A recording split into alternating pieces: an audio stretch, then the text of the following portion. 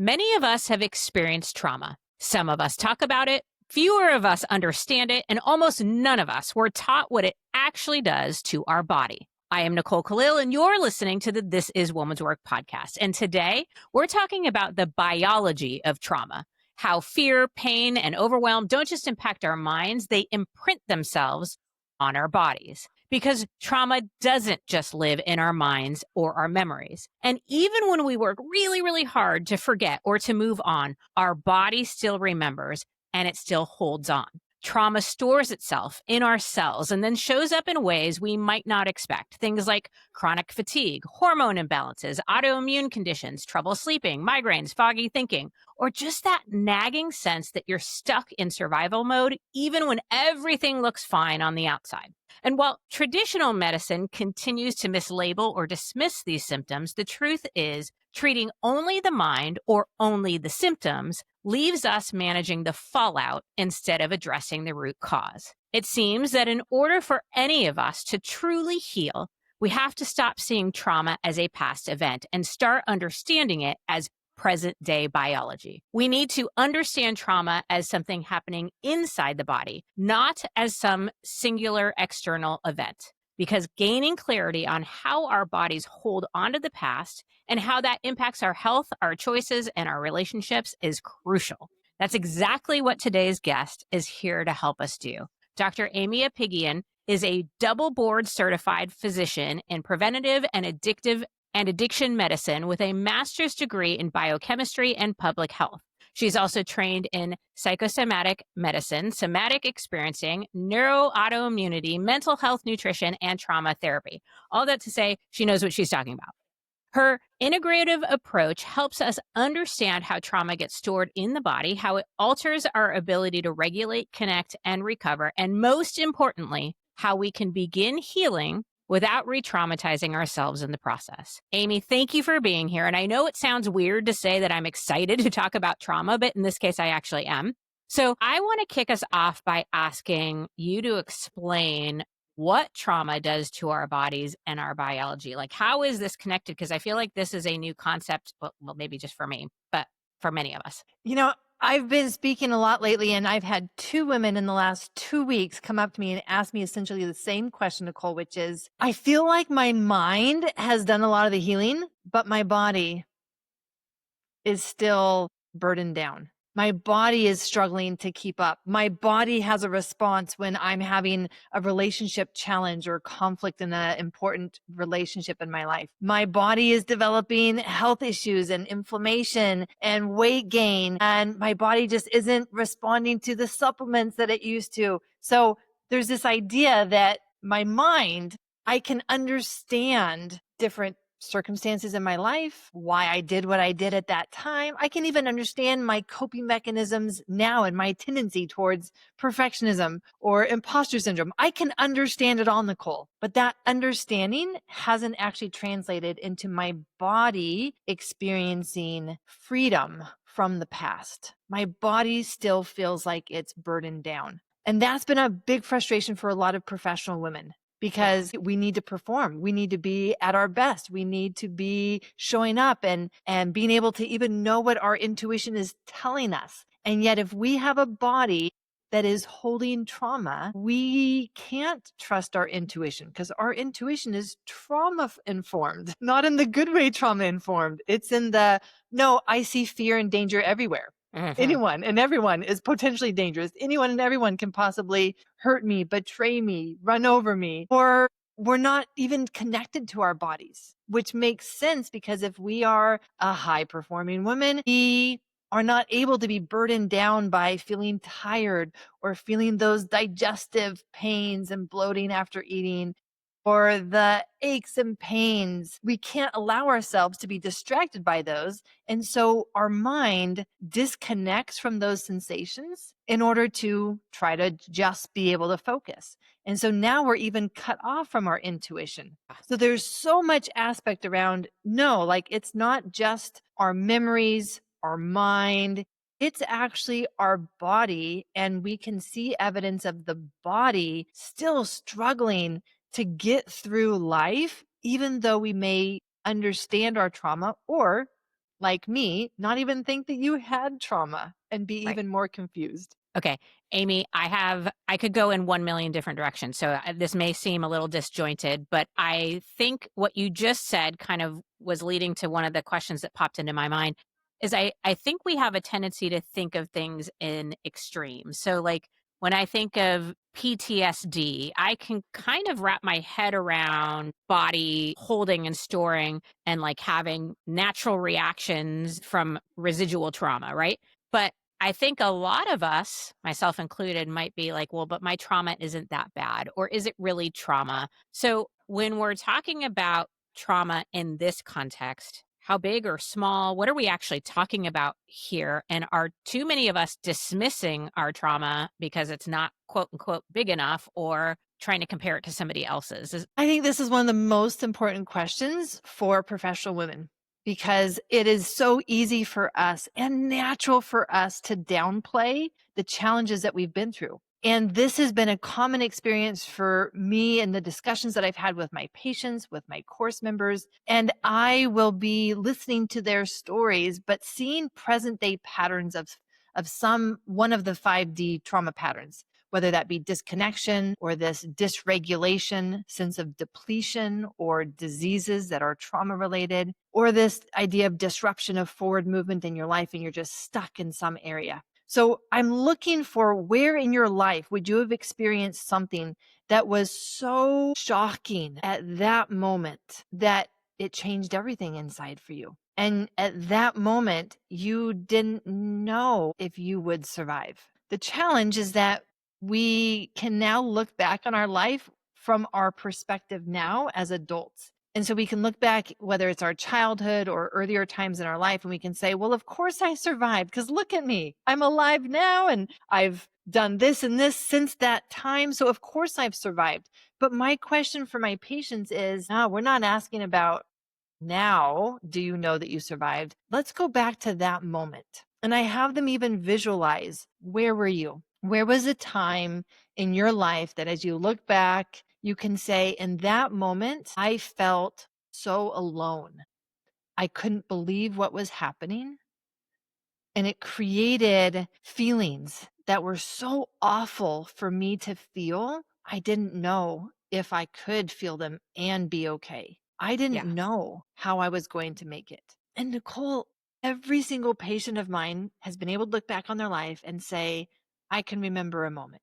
And whether we want to classify that as, well, that was a big T moment, whether that was a small T moment, I don't care because the inner experience of the body is still the same. And that's what we want to be looking at. What was the inner experience of your body? Because when you are in a moment where you feel like there's nothing that you can do to make something scary or bad stop, your body will have the same internal experience and response. If it's a big thing, if it's a small thing, it doesn't matter because what makes it a trauma is what's happening inside of you. And so let me just repeat that again so that the women listening can know, like, what are they looking for in their life? They're going to be scanning back in their lifetime being like, was there ever a moment that I didn't want to be there? Whether this was a moment when you were getting sexual attention that you didn't want, but you're a child. You don't know how to navigate this world of adults and you don't know who you can even talk to. And so there's this scary thing happening, but you don't know how to make it stop. And you don't want to be there. You would rather be anywhere else than there, but you can't. Or if there's some other thing that you're looking at where you felt you were so alone, you felt alone, not that you were alone, you felt alone, and you didn't know at that time with the resources, with the knowledge, with the emotional maturity that you had at that age, at that time, you didn't know if you were going to be okay. Right. I mean, so I don't know if it was in preparation for this conversation. I think it was in your research, but I might have read it elsewhere that something like 70 to 80% of adults have experienced trauma. So the likelihood that you, me, and our listener have experienced it is pretty high. Is that fair? I'm going to say that it's part of being a human on Yeah. this earth. Everyone has had that internal trauma response. I think that those kinds of studies are looking at the event, Nicole, right? They're looking to qualify an event. Was that event bad enough that we can label it as trauma?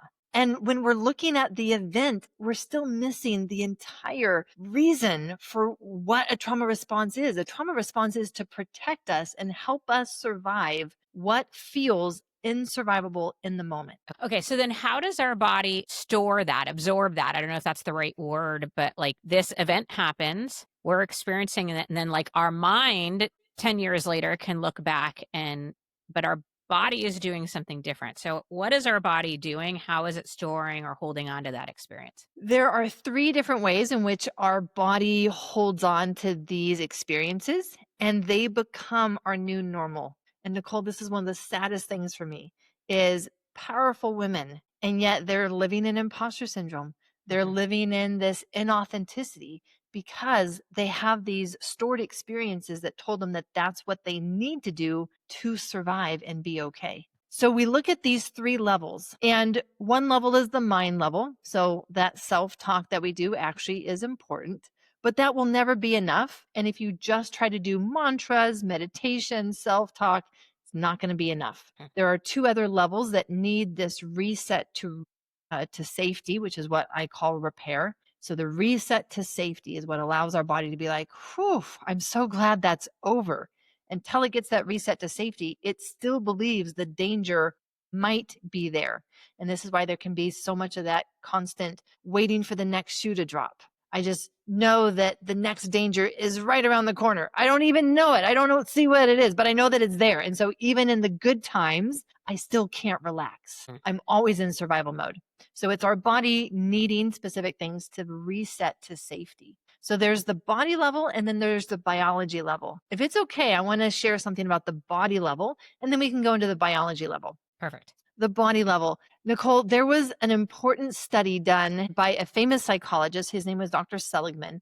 And he took dogs, he put them into a container that had 2 sides. They were separated by a low barrier. On one side, he laid down a mat on the floor that would provide electrical shocks. On the other side of the container, there was no mat, there were no electrical shocks. This was the place of safety for these dogs. So he puts all of these dogs in one side of the container. Now, I am so sad to have to tell you that part of the experiment was to create a trauma response.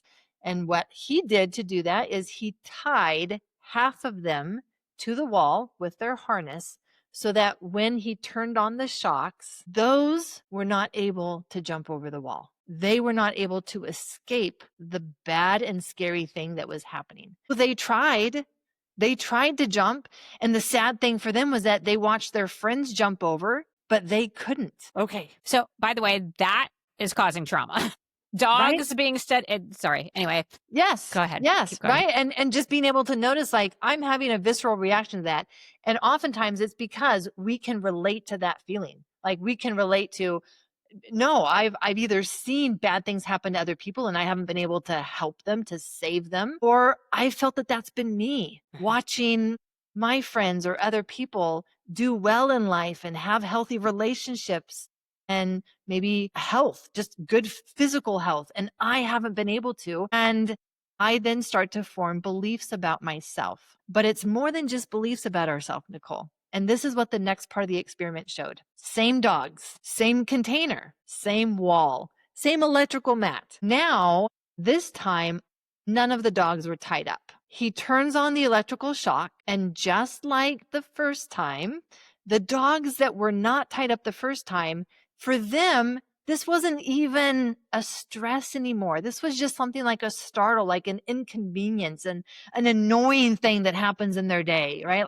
And they knew to jump over the wall because they had done it before. They had been here before and they knew what to do.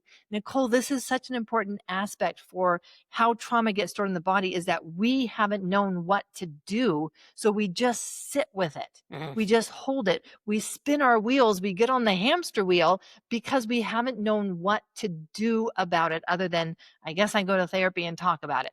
And that has its limitations because again, like the mind level is only one level. We've got the body level and the biology level. But the dogs that had been tied up the first time, Nicole, did they jump over the wall? Of course not. Of course not. Like, and we know this because this has been us, right? Like, we know the answer without even being told the answer because we've been in that place where we don't even try anymore because we already know it's a waste of my energy. I've been here before. I've tried this before. I've tried to have healthy relationships. I've tried to whatever it is. I've tried. It didn't work. And why waste my precious energy anymore? That's one of the trauma patterns, actually, the sense of depletion. So that is how one way that professional women can know, oh, my body is holding trauma is, do they constantly, frequently have a sense of energy depletion? Everything feels hard. Life feels hard. And what they needed to do to have these dogs now be able to learn to jump over the wall is they actually had to physically help them move their legs in the movement that they would need to do to jump over. The dogs, it had formed a muscle memory. This is why it's not just in our mind. It becomes a muscle memory for us to respond with passivity to problems in our life. It becomes a muscle memory that when a stress happens, rather than even try, we just get overwhelmed and feel sorry for ourselves, or eat chocolate and brownies and ice cream, or binge on movies to try to minimize the feeling that we get when there is a problem in our life. But we don't think that there's anything we can do. And so we have to engage survival and coping strategies in order to not feel that. So the way out of it for us is just the same way out with the dogs, actually having to learn a new muscle memory. So professional women are going to need to learn how to engage neuroplasticity, that aspect of our nervous system that says, no, we can change, we can adapt, and we can utilize that ability of our nervous system to change in the healing process, not just in the further reinforcing our bad habits, but actually reinforcing the healing and the growth and the authenticity and the vulnerability that we want to have as the women, professional women that we want to show up in the world. So that actual changing the muscle memory, I had a specific example when I was 12 where someone broke into the room where I was staying and they threatened to kill my life. I was 12. I believed them. I didn't know yet that adults lie about those kinds of things and tell you that they're going to kill you when they actually have no means of doing it. I believed him. And so I did exactly what he told me to do. And it wasn't until my 30s when I realized, wait a second, I still will wake up at night sometimes. And if I'm in that same position and it's all black, my body has the same panic response that it did back then. My body has held on to that, what we call somatic memory. And I actually needed to work through that story and be able to do the movements, like we're talking about movements, not talking about the story, doing the movements that I would have wanted to do back when I was 12 to fight that guy off, to overcome, to become the overcomer. And that is how we literally rewire the muscle memory of just going along, shutting down, giving in order to survive. We've got to rewire that on a muscle somatic level. And then there'll be the biology level. But I Yeah, want to also pause right there for a second. yeah. Before we talk about the biology, how do we retrain that muscle memory? I have to imagine there has to be some connection to the trauma, as you said, like teaching your body what you would have wanted it to do. Is this something we do for and with ourselves? Is this something we do with a licensed professional, something in between? What are some of the ways that we reteach our body and reset it to safety? Yeah. I will tell you all the mistakes that I made, Nicole. How's that? That's how I learn everything too. We're good. That's been my, relief is that, I may make mistakes, but boy, do I learn from them. So what I did is realize that I needed to do my own trauma work when I was going through the biggest grief that I've ever had. And it was so big for me. I didn't know how to process it. I didn't know how to move through it. I didn't know how to grieve, Nicole. I didn't know how to grieve. And so what I did is I just tried to ignore it. I tried to work a lot of hours. I stuffed it with food. I did all the I don't know things. anything about those things, by the way. I've never done any of that. Keep going. Then my body finally said, no more. Like, No, I'm holding this grief, waiting for you to process and resolve it. I can't do this at this pace anymore. And one morning I couldn't get out of bed. So I had to take a medical leave. I got diagnosed with the chronic fatigue syndrome, all of these things that I had once, I hate to admit it, Nicole, I had been the physician that, I didn't like those kinds of patients. They were the ones that I was like, I know that I'm not going to find anything wrong. I don't know what to tell them to do. And their labs are going to be okay. I became that patient that I had always disliked, a body full of trauma. And now I saw it because I was in that body. I was that patient. But it wasn't until we discovered autoimmunity that I had my wake up call. And I was like, shoot, all of this, the weight gain, the anxiety, the depression, the fatigue, the autoimmunity, this is all related to adverse childhood experiences. Now, I was a foster parent and then adopted. So I was used to working with kids from all over the world who had had such severe trauma. So Nicole, when I looked at my childhood, I could not bring myself to say, well, me too. I've had childhood trauma too, because who am I next to these other stories of such horrible neglect and abuse that were coming out from orphanages around the world? So that was a big shift for me, even to just be able to start to accept that whether I recognized it or not, whether I believed it or not, whether I wanted it to be true or not, my body was holding on to trauma. And even just that language actually really helped me. And I would encourage other professional women who are in that same struggle to just shift that language rather than saying, I've had trauma, just my body is holding trauma. My body is holding trauma. It destigmatizes it, it takes it away from any judgment. It's just, this is what my body is doing. And then being able to see that I wanted to resolve all of this trauma immediately. I'm a professional. I have a career. Right. I need to get back to my life. Right. There's If we got to need be an to, efficient way to do this, right? Yeah. thank you. Thank you, Nicole. You get me. I didn't want to do trauma work, but hey, if we're going to have to do trauma work, let's get this thing done. So I signed up for all of this therapy. Just bring it on, right? Because the more means the better. No, this was one of the first lessons I had to learn. More is not better. More is actually more traumatizing. And so many women re-traumatize themselves in the process of trying to get help for their trauma work because we're trying to do too much too fast. And there are two reasons why our body will go into a trauma response every day in our life. Two reasons. One is too much too fast, and the other is just been too little for too long. Whether too little support, too little love, too little touch, too little money, too little whatever it is, it's just been too little for too long. And by the time that we're adults, we're really operating on both because we've been driving ourselves so hard. We haven't been filling up our own tank. Our own energy bank account is a little on the low side. So it doesn't take much then for something to become too much too fast, given that we're already running on empty. And the same is true for trauma work. The body actually needs energy to do trauma work. And when we try to do too much, too deep, too fast, and our body's like, I don't have the energy for this level of feeling this pain that I've avoided for so long, it will shut down into a trauma response. And in the very process of trying to heal our trauma, we're reinforcing the trauma response in our body. Wild. Okay.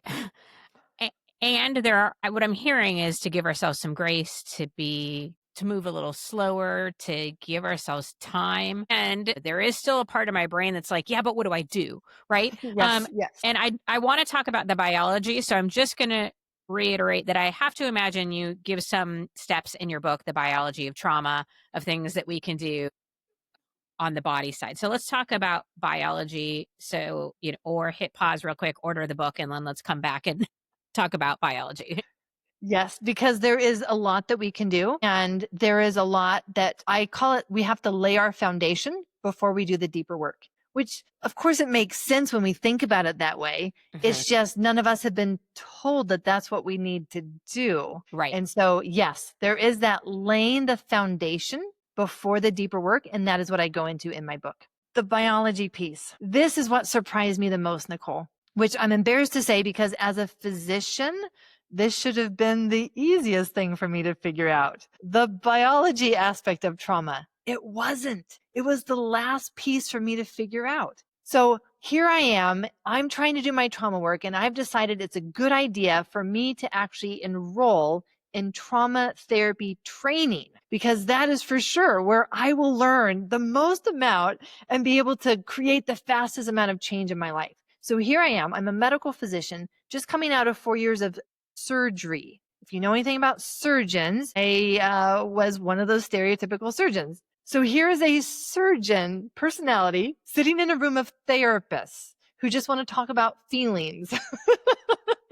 It was one of the most contrast moments of my life. I'm sure. But I'm all in, Nicole. I am all in because I need to heal. I do not want this. And by this, I mean fatigue, inflammation, autoimmunity, depression, anxiety to be the rest of my life. Did not want this to be the rest of my life. So I was driven by that motivation. So I'm here in this trauma therapy training. And I'm recognizing that as soon as they actually start teaching, I start to think about other things. I start to think about my to-do list. I start thinking about what am I going to eat later on today? And I don't even realize that I'm thinking about something else until my mind comes back to the present moment.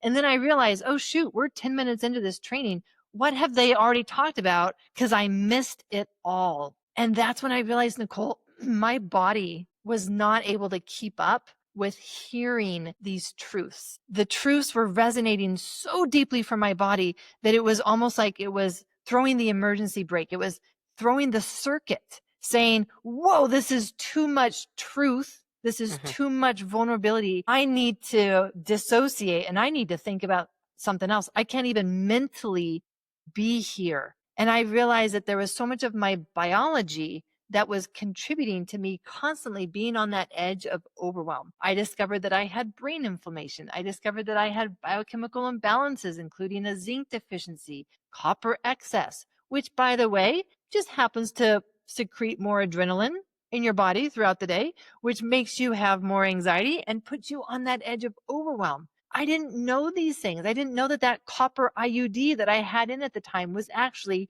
creating trauma responses by pushing me into overwhelm simply because of my biology. I had a number of other biology things, but you get the picture.